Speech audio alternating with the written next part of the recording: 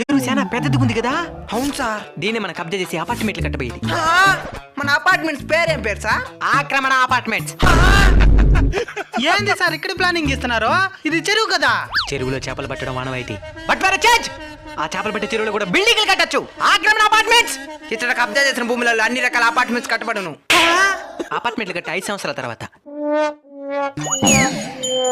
Sir మీరా చెరువులో ఏం చేస్తున్నారు సార్? చెరువులో ఎవరు ఉండేదే? నా అపార్ట్మెంట్ మీదనే ఉంటా. ఇది 10వ అంతస్తు. అంటే మిగిలిన అంతస్తులు నేలల్లో ఉన్నాయి. పవర్ డబ్బులు ఉన్నదని ఎక్కడ పడితే అక్కడ కబ్జా చేసి బిల్డింగ్లు కట్టేస్తే ప్రకృతి ఇట్నే సమాధానం చెప్తుంది. మీరు చేసిన తప్పుల వల్ల సామాన్యులు కూడా బాధపడాల్సింది వస్తున్నది. ఇప్పుడు నాకు ఒకటి అర్థమైంది. ఏందది? ఈ వరదల తుఫాన్లు ఎందుకు వస్తాయి చెప్పా? ఎందుకో? మమ్మల్ని పట్టించేసేదానికి. అవును, ఇంతకు మీ పియ్య ఎక్కడా?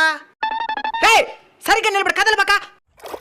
అంటే వాడి భుజాల పైన నిలబడి ఉండేది.